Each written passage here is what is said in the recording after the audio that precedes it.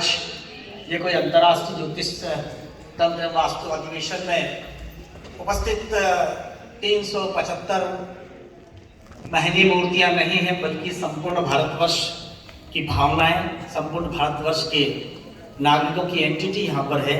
इसलिए मेरा विश्वास है कि 13 जनवरी 2025 से शुरू होने वाले प्रयागराज के कुंभ से बड़ा कुंभ यदि कोई लगा हुआ है तो आज यहाँ पर लगा हुआ है। आप सबका मैं सम्मान करता हूँ, आप सबको बधाइयाँ देता हूँ। मेरे लिए बहुत सौभाग्य की बात है कि समय मंच पर आसीन जिस प्रांगण में आप बैठे हैं, विश्वविद्यालय के प्रांगण में, उसके कार्य परिषद के वरिष्ठ सदस्य, कला और संस्कृति के चेता, बहुत ही आदरणीय और साहित्य में गहरी अभिरुचि रखने वाले आदरणीय डॉक्टर राजेश कुशवाहा जी मंच पर हैं। हमारे गुरुवर डॉक्टर आशीष ठाकुर जी मंच पर हैं, विभू गोस्वामी जी मंच पर हैं। और आप सब, जीवन के अर्थ क्या होने चाहिए, जीवन के आयाम क्या होने चाहिए, जीवन का पर्याय क्या होने चाहिए, इस सब के सटीक उत्तर यदि ढूंढना है तो ज्योतिष के अलावा कहीं नहीं मिलते। मेरा ऐसा मानना और विश्वास है कि जो लोग ये दावा करते हैं कि निष्पत्तियों पर पहुंचा दूंगा, वो गलत है। मार्ग यदि सही मिल जाता है तो निष्पत्तियों तक पहुंच जाएंगे, ऐसा मेरा विश्वास है। और जो मार्ग बता दे वही ज्योतिष सही होता है। आप सब उसमें महारत हासिल रखते हैं, मैं आपको कोटि कोटि प्रणाम निवेदित करता हूं।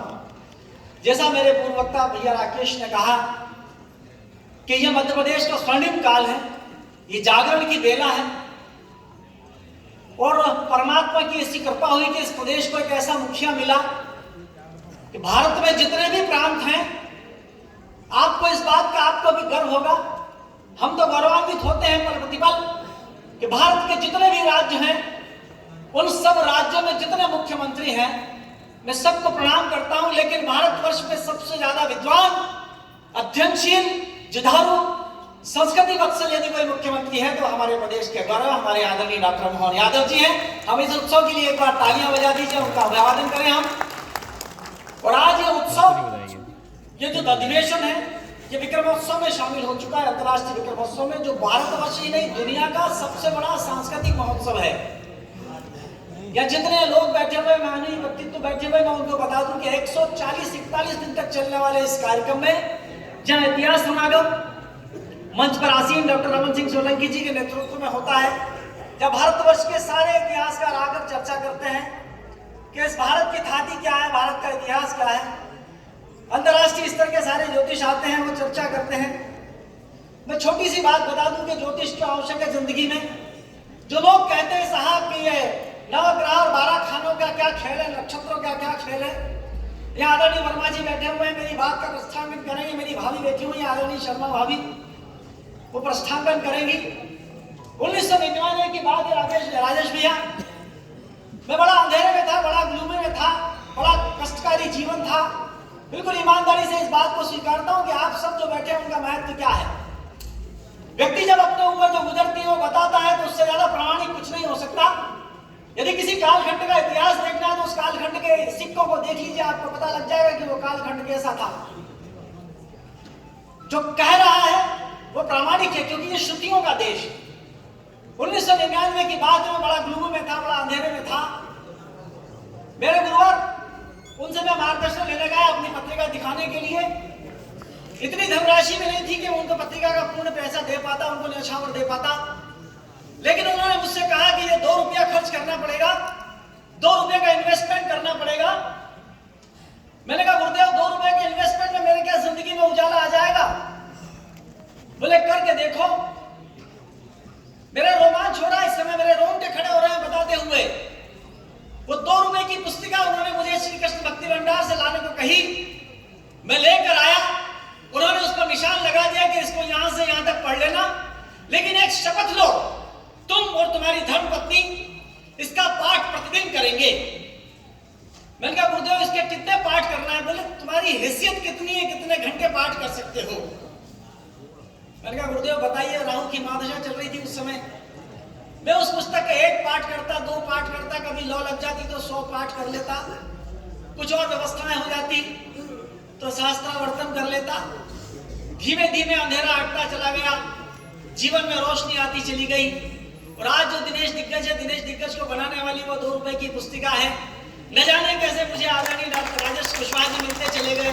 न जाने कैसे रमन सिंह सोलंकी जी मिल गए, न जाने कैसे आदरणीय डॉक्टर मोहन यादव जी का आशीर्वाद प्राप्त हो गया। ये सब गणपति अथर्वशीष की कृपा हुई और मैं आज आपके सामने खड़ा हुआ। मेरी जेब में इतना पैसा नहीं था कि मैं पहली बार कोलकाता जाता। कृष्णानगर का कवि सम्मेलन आया था नेपाल का, मैंने इसलिए मना कर दिया कि मेरे पास इतना पैसा नहीं कि मैं काठमांडू की फ्लाइट लेके आ जाऊं।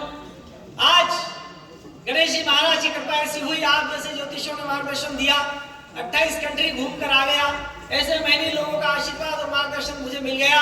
तो मेरा ऐसा मानना है कि इस भारतवर्ष के 140 करोड़ लोगों को आपकी शरण में आना चाहिए, आपका मार्गदर्शन लेना चाहिए और कहीं न कहीं जिंदगी को सफल बनाना चाहिए। जीवन को सफल बनाने वाले आप सब महानुभावों को नींद आ रही है। बहुत साधुवाद। जय श्री महाकाल। बहुत बहुत धन्यवाद। आमंत्रित हैं श्रीमती रूपाली जैन, जो सुप्रसिद्ध टेरो कार्ड रीडर हैं और वर्तमान में तहसीलदार पद पर पदस्थ हैं। आमंत्रित हैं। देखो तहसीलदार भी है, देखो।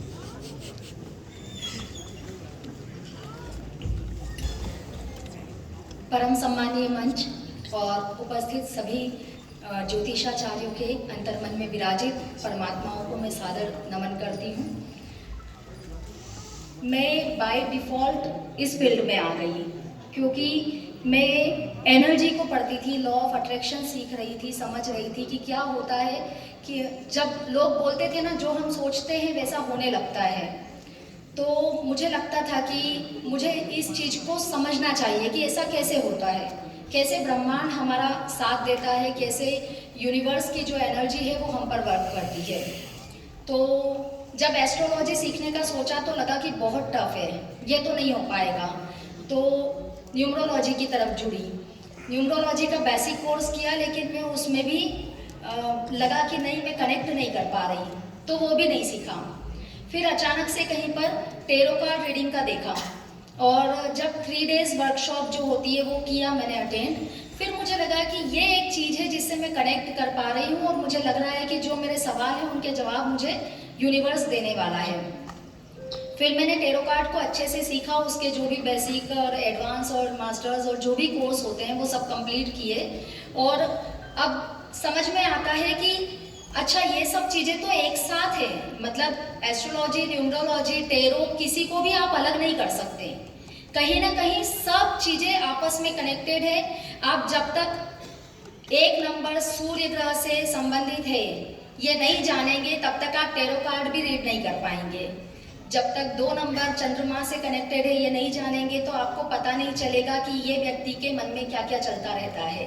तो जब ये चीज़ें समझ में आने लगी तब लगा कि नहीं, ये ऐसा विज्ञान है जो बहुत रहद है, जिसको सीखना ये कहना चाहिए कि अभी शुरुआत है, अभी बहुत सारा सीखना बाकी है।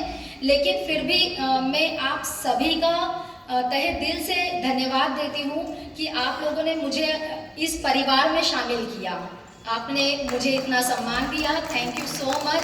और अभी आप सभी से मुझे सीखने की आवश्यकता है और मैं बिल्कुल विनम्र होकर ये कहना चाहूँगी कि आप सभी से मैं सीखना चाहूँगी, आप सभी से कनेक्टेड रहना।